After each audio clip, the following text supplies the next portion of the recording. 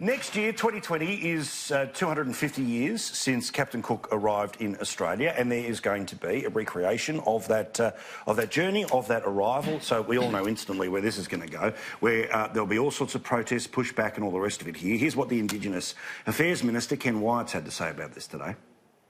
Cook's visit in 1770 is not viewed by all Australians in the same way.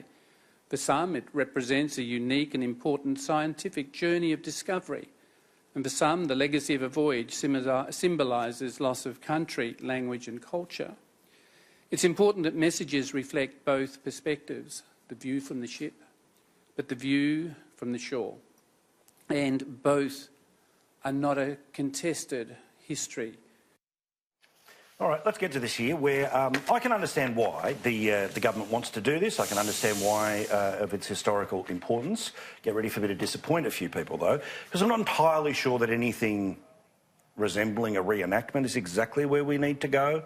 Not because it wasn't important, not because it wasn't significant, not because the date and the occasion shouldn't be celebrated, but, I mean, let's be honest, unlike what happened in 1988 when there was the First Fleet reenactment. We had to fight for that. Well, correct, but there has been a court process that removed terra nullius as an idea. A lot's changed since then. I'm not entirely sure you want to go back and reenact the moment when people roll up and pretend nobody was here. I say that as a proud Australian, but still. I think we should have a great big celebration that says what a fantastic country we have built as a result of first the discovery and then the First Fleet, and how great hardship was overcome, how the country has prospered, how we are now an influential middle power, and we should be stressing the fact that we are a wonderfully successful country and that there is a place for everyone to succeed. I agree. As long as we don't have policies that try and say, you can have this bit and you can have that bit. Everybody has to have the opportunity to reach their maximum potential. Sure, I'm with you. If we celebrate that, it can be a fantastic party. But I think you might agree with me that maybe we don't need the ship rolling up.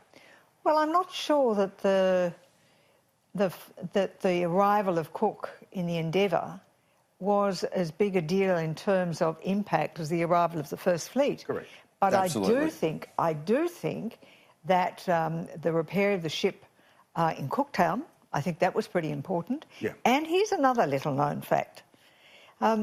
Taking cores out of the coral up off that Cooktown area showed that the country had been in drought for 17 years. Oh. Now, what if Cook had come during the drought? Would he have written back and said that perhaps we can establish a settlement here? Perhaps not. Maybe other people had come during drought periods and said this is a barren place. Good point. But it was, in fact, green and the drought had broken. Now, look, James, there is no part of me That's a celebration. that we shouldn't recognise it, celebrate it, talk about it, to an extent reenact it, but not. But I think there's a limit to about what you do with this. That's the point I'm just trying to make. Yeah, I agree with that. The weird thing to me is that, I mean, Cook's voyage, first voyage, the voyage where he landed at Botany Bay, went north, turned left, and went through the Torres Straits. There's no doubt, from the European point of view, the mapping of Eastern Australia, it's an absolute, it's a watershed. But he didn't circumnavigate the country, which this ship is going to be doing. He wasn't the first European by 120 years to touch Australia. What's the East Coast? Well, it was the East Coast, but that's debatable. Yeah, he's recognised as the first. But the point is, there's even the question about Cook's voyage is, of course, is that 18 years later it led to the establishment of the First Fleet. It's an important part of Australia's history, but it's only a visit. I'm not entirely clear to me why it should be that contested in a way that the establishment of a penal colony in Port Jackson was. People can visit. Why. I mean, this is the thing is that we all know. I mean, we all know why it will be turned into an event of protest. It will be turned into... I mean, for goodness sake, we have debates about when you count down Australian music on the freaking radio. The idea of, you know, a sort of a gussied-up old ship rolling back in. You can see the cutaways of the protesters standing there, not quite waving it in. Again, I'm not saying we shouldn't commemorate it, anything like that. I know the Prime Minister's quite big on it, but what do you think, Nicholas? I've got about 30 seconds here, mate, before I've got to cut for win. I apologise.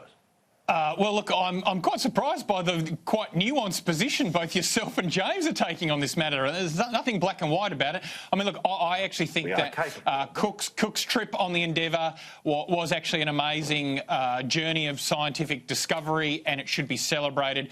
But it needs to be done in a balanced way, of course. I mean, nobody anymore, I think, suggests that Captain Cook discovered Australia. There was people here for 60,000 years beforehand, and of course, other Europeans had been here. The Dutch and the Spanish up across the northern top of Australia had been here. So it wasn't like Australia was discovered by Cook, but it was still an incredible journey of a scientific journey of discovery, and you know, it should be celebrated in some form, I think, or commemorated in some form.